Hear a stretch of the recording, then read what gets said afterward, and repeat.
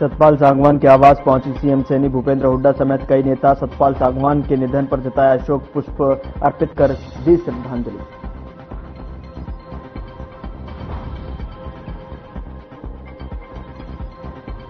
CM Nayab Singh Saini ने प्रदेश के दोनों पद्म श्री से की मुलाकात। साहित्यकार संतराम देशवा और पैरा ओलंपिक स्वर्ण पदक विजेता हरविंदर का किया सम्मान। पद्म श्री सम्मान पाने के लिए दी बधाई। बहुचर्चित महिला पत्रकार पूजा तिवारी हत्याकांड में कोर्ट का फैसला। हरियाणा पुलिस के इंस्पेक्टर अमित को 9 साल चले ट्रायल के बाद किया बरी। पूजा के परिजनों ने कही हाईकोर्ट जाने की बात।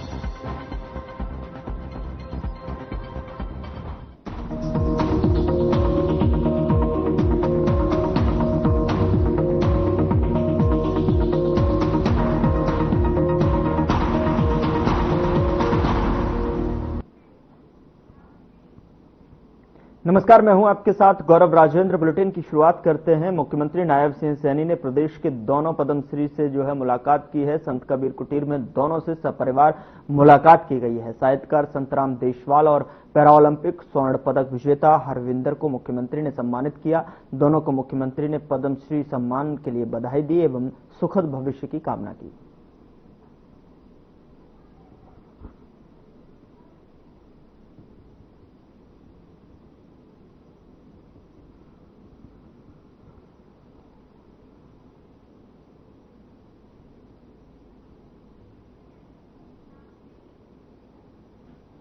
हरियाणा के मुख्यमंत्री नायब सिंह सैनी ने पंचकुला के सेक्टर 5 स्थित टाउन पार्क में विधिवत रूप से 37वें बसंत उत्सव का शुभारंभ किया और इस 2 दिवसीय बसंत उत्सव का आयोजन पंचकुला मेट्रोपॉलिटन डेवलपमेंट अथॉरिटी की तरफ से किया जा रहा है।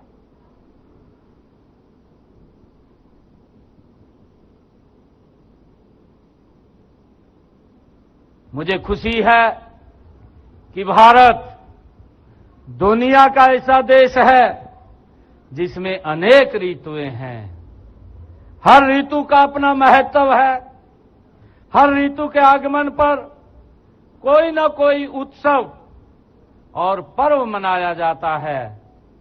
आज हम यहां बसंत उत्सव की धूमधाम से हम मना रहे हैं। यह उत्सव केवल एक मौसम परिवर्तन का पर्व नहीं है, बल्कि यह हमारी संस्कृति की धरोहर का अभिन्न हिस्सा है। ये मुझे खुशी है। यह हमें अपनी जड़ों से जोड़ने और अपनी परंपराओं का सम्मान करने का ये अवसर प्रदान करता है।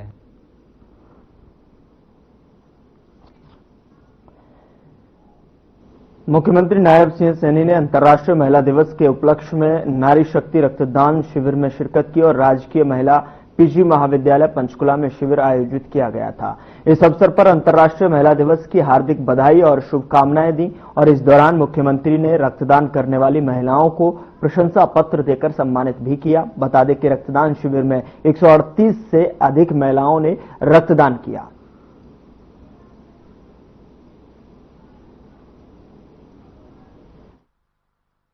यह दिन हमें महिलाओं द्वारा अपने अधिकारों के लिए किए संघर्षों और उपलब्धियों की याद दिलाता है। आज मुझे इस कार्यक्रम में आने का मौका मिला है। इससे पहले भी मैं अनेक ब्लड डोनेशन कैंप में गया हूं, परंतु आज का ये रक्तदान शिविर, ये विशेष रक्तदान शिविर है। मुझे गर्व भी है कि आज हमारी बेटियां, हमारी बहनें महिला दिवस के अवसर के ऊपर आज रक्तदान कर रही हैं।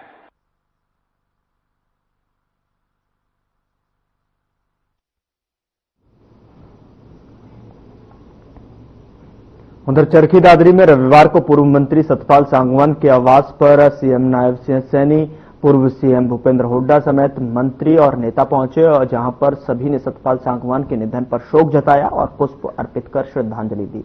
इस मौके पर हुड्डा ने कहा कि सतपाल सांगवान विधानसभा में हमारे साथी रहे जो सच्चे और नेक इंसान थे।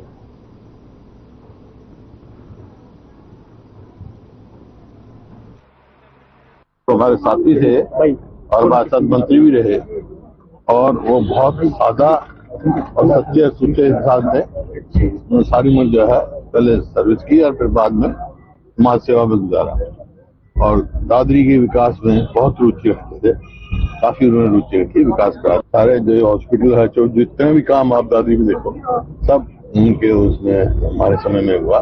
जी, सतपाल सांगवान जी एक हरियाणा के वरिष्ठ नेता थे जिन्होंने हमेशा हरियाणा को आगे बढ़ाने के लिए ईमानदारी से राजनीति करने का काम किया। उनके जाने से निश्चित तौर पर हरियाणा ने एक अनुभवी नेता खो दिया है। देखिए, आदरणीय स्वर्गीय सतपाल सांगवान जी, उनके लिए श्रद्धांजलि देने के लिए हम आए हैं।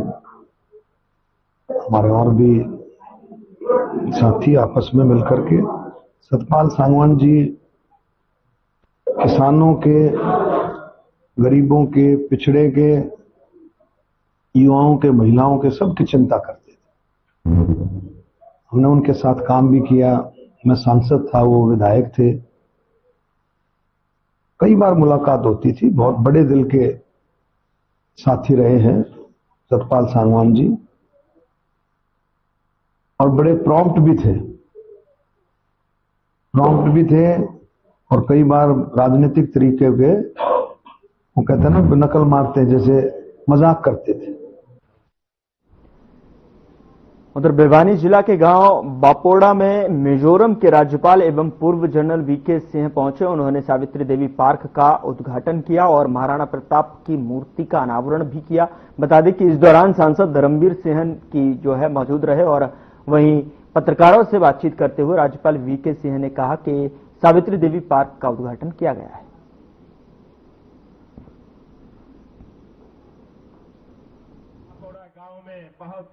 देखिए, आज गांव के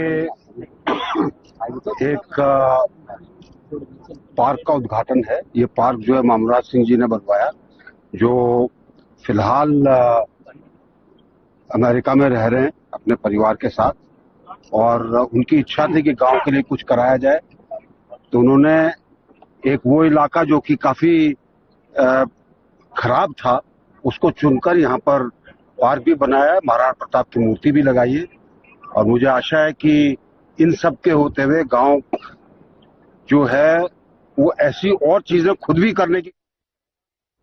मई 2016 में महिला पत्रकार पूजा तिवारी की मौत में आरोपी बनाए गए हरियाणा पुलिस के इंस्पेक्टर अमित को 9 साल बाद लंबे चले ट्रायल के बाद में अदालत ने बरी कर दिया है। वहीं अब परिजन इस फैसले से असंतुष्ट नजर आ रहे हैं और हाई कोर्ट में जाने की बात कह रहे हैं। दूसरी तरफ इंस्पेक्टर अमित के वकीलों ने पत्रकारों से बातचीत करते हुए बताया कि लंबे चले इस मामले में कोई भी सबूत इंस्पेक्टर अमित के खिलाफ पेश नहीं किया जा सका, जिसके चलते अदालत ने उन्हें इंसाफ दिया है और बरी कर दिया है।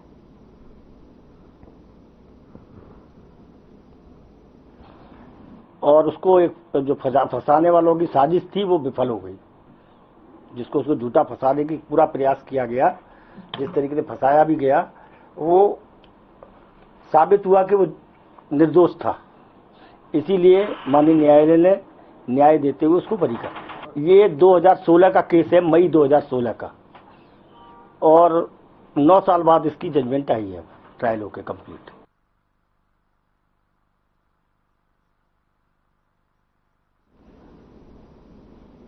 भारत में होली का त्योहार हर जिले में धूमधाम से मनाया जाता है, मगर एक गांव ऐसा भी है जहां पर होली का त्योहार पिछले कई वर्षों से नहीं मनाया जा रहा है। दरअसल हरियाणा के कैथल जिले के दुसेरपुर गांव में पिछले 300 सालों से होली का त्योहार नहीं मनाया जाता। आइए आज हम आपको बताते हैं ऐसा क्या हुआ था, यहां पर होली नहीं मनाई जाती है। ग्रामीणों का कहना है कि होलिका दहन के दिन एक ऋषि ने गाँव वालों को श्राप दिया था। किसी अनहोनी के कारण दुसेरपुर के ग्रामीण लगभग 300 वर्षों से होली का त्योहार नहीं मनाते हैं। ग्रामीण बताते हैं कि यहाँ 300 साल पहले होलिका दहन मनाने के लिए गांव के लोग सूखी लकड़ियां, उपले और अन्य चीजें इकट्ठा करते थे, लेकिन होलिका दहन के समय से पहले ही कुछ युवाओं को शरारत सूझी और उन्होंने समय से पहले ही होली दहन शुरू कर दी।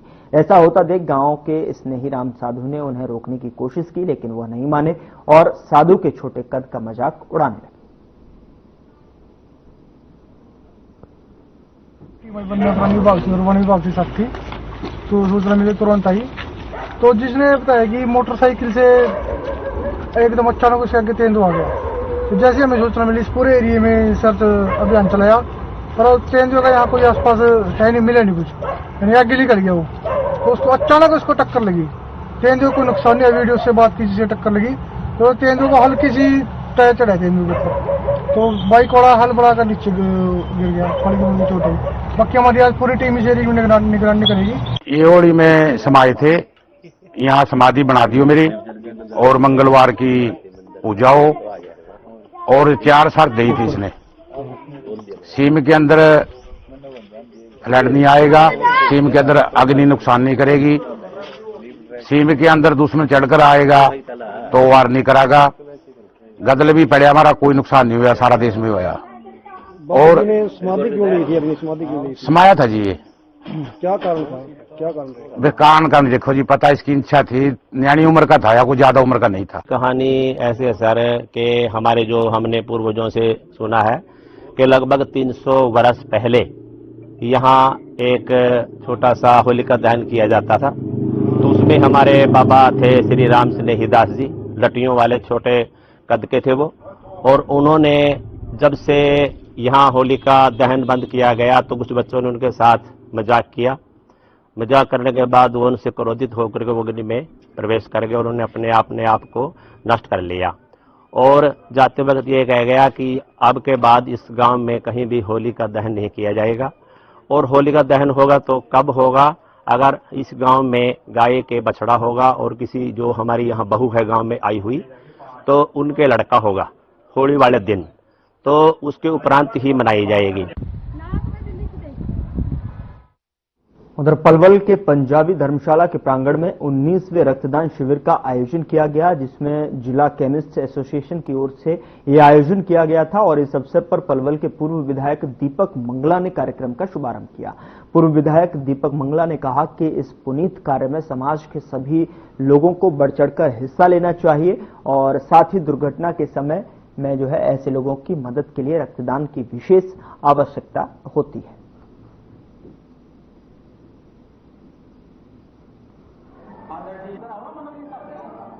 आज का विशेष बहुत अच्छा रहा है, रक्तदाताओं का बहुत सहयोग है और ये हमारा 19वां रक्तदान शिविर है।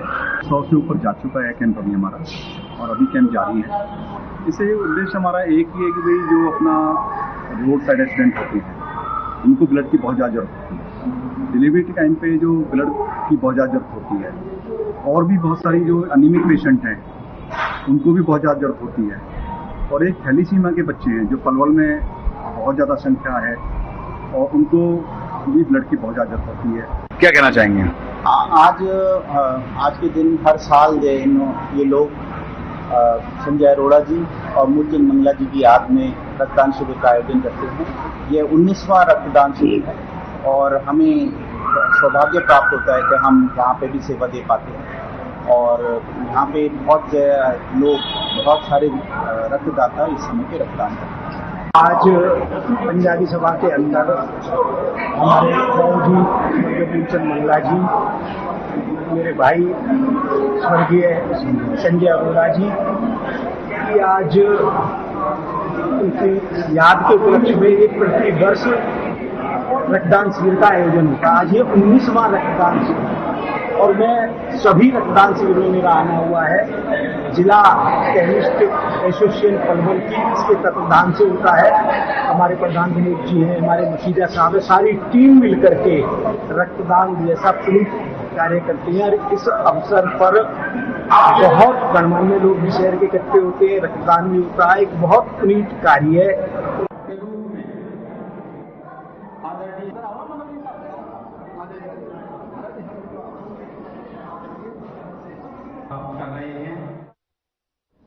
उधर कुरुक्षेत्र पुलिस ने जान से मारने की नीयत से घर पर आकर गोली चलाने के आरोपियों को गिरफ्तार किया है। अपराध अन्वेषण शाखा 2 पुलिस की टीम ने गांव बदरपुर में घर पर गोली चलाने के आरोपी को गिरफ्तार करने में सफलता हासिल की है। जानकारी देते हुए अपराध अन्वेषण शाखा 2 प्रभारी निरीक्षक मोहनलाल ने बताया कि 24 फरवरी को बदरपुर वासी महिला ने पुलिस को बताया कि वह 24 फरवरी को वह अपने घर पर थी। जब सुबह उसके घर पर किसी ने उसे आवाज लगाई। जब महिला का पति गेट खोलने गया तो 2 लड़के गोलियां चलाते हुए वहां से भाग गए। फायरिंग की वजह से उसके पति गंभीर रूप से घायल हो गए। अपराध अन्वेषण शाखा की टीम ने गहनता से जांच करते हुए आरोपी को गिरफ्तार कर लिया है।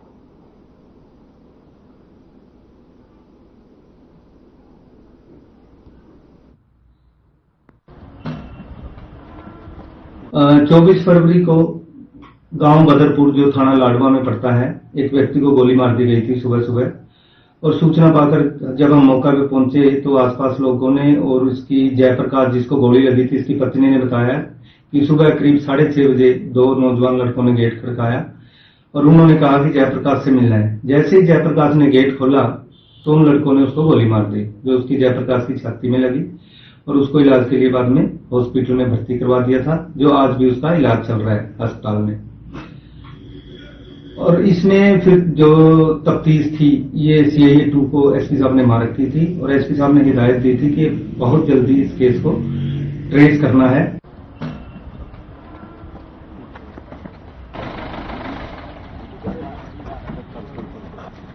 अंतर्राष्ट्रीय महिला दिवस के मौके पर हरियाणा महिला आयोग के अध्यक्ष ने फरीदाबाद से वन स्टॉप सेंटर में काउंसलिंग रूम का उद्घाटन रिबन काटकर किया। उन्होंने दावा किया कि महिला उत्थान के लिए यह मील का पत्थर साबित होगा। उन्होंने बताया कि हरियाणा की धरती से इस काउंसलिंग सेंटर का शुभारंभ किया गया है और पूरे देश के 15 राज्यों में ऐसे हैं जहां पर 21 काउंसलिंग सेंटर खोले गए हैं, जहां पर महिला और पुरुषों का शादी से पहले किसी भी बात को लेकर कोई अड़चन आती है तो इसका सॉल्यूशन इन काउंसलिंग सेंटरों पर किया जा सकेगा।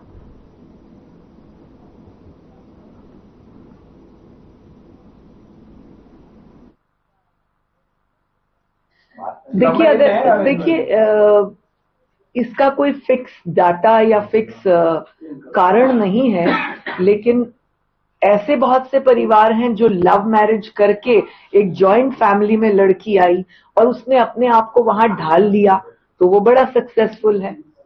कई केसेस ऐसे हैं जो बड़े परिवारों की यानी जॉइंट फैमिलीज की बेटी आई दूसरे परिवार में, लेकिन वो अपने यहाँ तो जॉइंट फैमिली चाहती है पर ससुराल में अलग रहना चाहती है।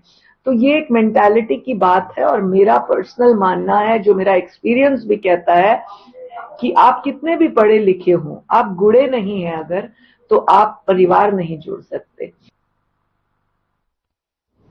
उधर होडल में पत्रकार संघ द्वारा होली मिलने समारोह का आयोजन किया गया, जिसमें उपायुक्त डॉक्टर हरीश कुमार वशिष्ठ ने बतौर मुख्य अतिथि शिरकत की और इस अवसर पर उनके साथ SDM होडल बलिना भी मौजूद रही।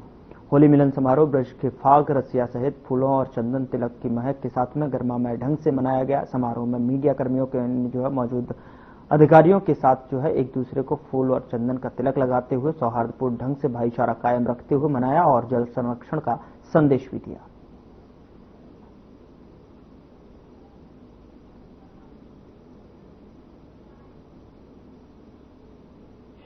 किसी भी जाति धर्म समुदाय से हम संबंध रखते हैं, लेकिन एक ऐसा त्योहार है जिसको हम सब मिल करके मनाते हैं और हमारी आपसी भाईचारे को, आपसी बंधुता को बढ़ाने में इस त्योहार का बड़ा ही महत्वपूर्ण रोल है। ब्रज में तो खासतौर पर इस त्योहार का बड़ा महत्व है। मैं हिसार से संबंध रखता हूँ, वहाँ पे बहुत सुनते थे हम यहाँ का सौहार्द, यहाँ की बातें, किस प्रकार यहाँ इतने लंबे समय तक होली का त्योहार मनाया जाता है और आज यहाँ करके देखा बड़ा अच्छा अनुभव था।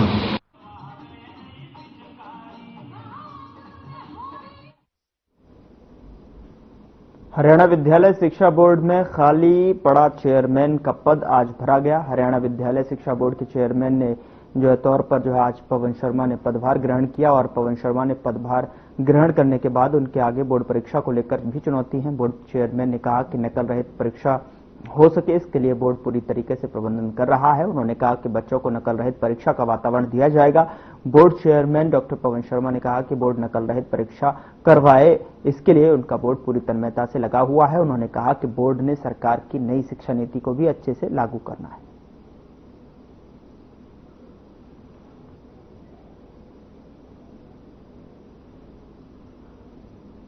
हरियाणा विद्यालय शिक्षा बोर्ड को 1969 में इस्टेब्लिश किया गया था।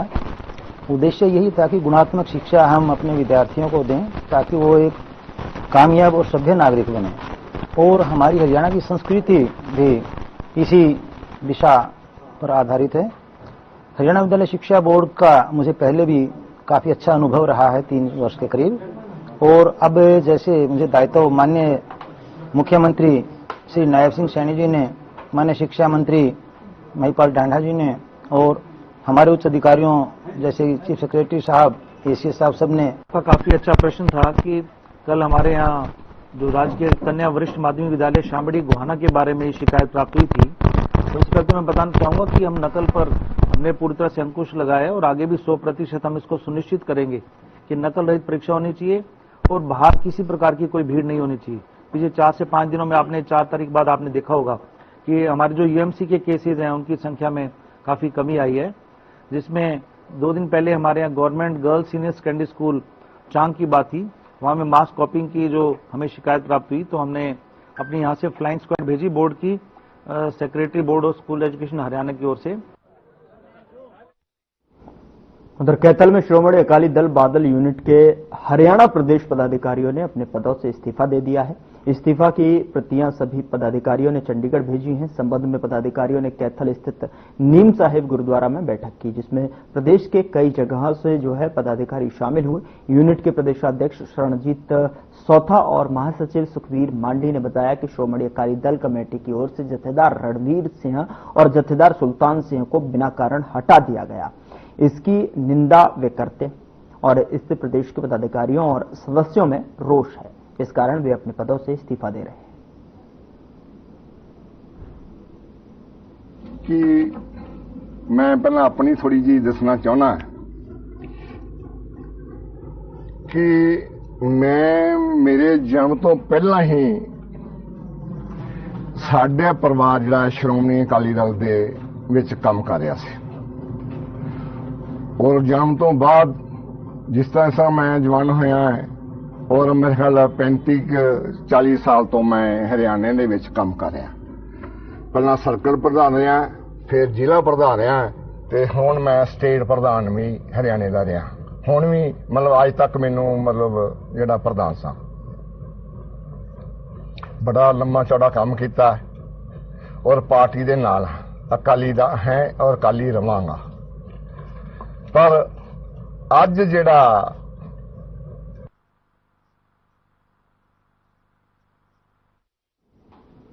झज्जर के महाराणा गांव में 10 रोज पूर्व हुई हत्या से पुलिस ने रहस्य का पर्दा उठा दिया है। दरअसल आपको बता दें कि हत्या की राजदार मृतक की पत्नी निकली है, जिसने अपने प्रेमी के साथ मिलकर हत्या की योजना बनाई और बाद में योजना मुताबिक महिला के प्रेमी ने अपने एक परिचित प्रवासी मजदूर के साथ में मिलकर इस हत्या को अंजाम दे डाला। इस मामले में पुलिस ने मृतक की पत्नी सहित 3 लोगों को गिरफ्तार किया है। आरोपी पत्नी को जहां अदालत द्वारा न्यायिक हिरासत में भेज दिया गया है, वहीं हत्या से जुड़े 2 अन्य आरोपियों को पुलिस ने मौके पर ले जाकर घटना को रिक्रिएट भी कराया है। इस पूरे मामले को खुलासा शनिवार को एसपी अनिल कुमार ने किया।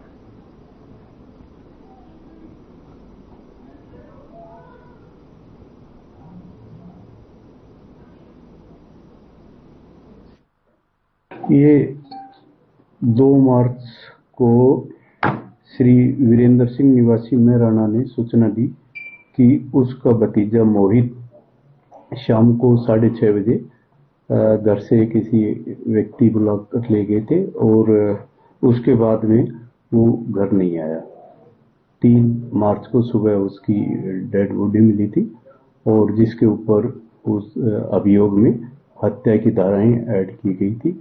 उसके बाद में सीपी साहब व डीसीपी झज्जर